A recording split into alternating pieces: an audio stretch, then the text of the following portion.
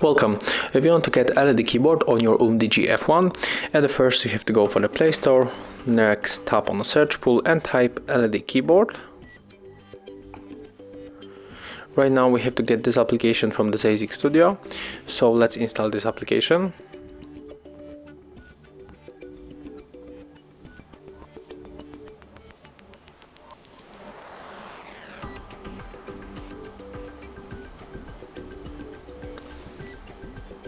Let's open.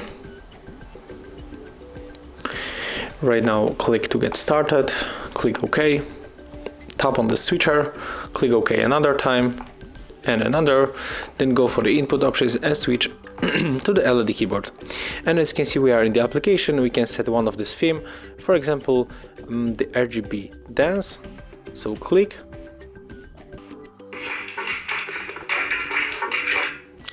Let's mute this ad and then click on the X in the right upper corner and click to download the theme.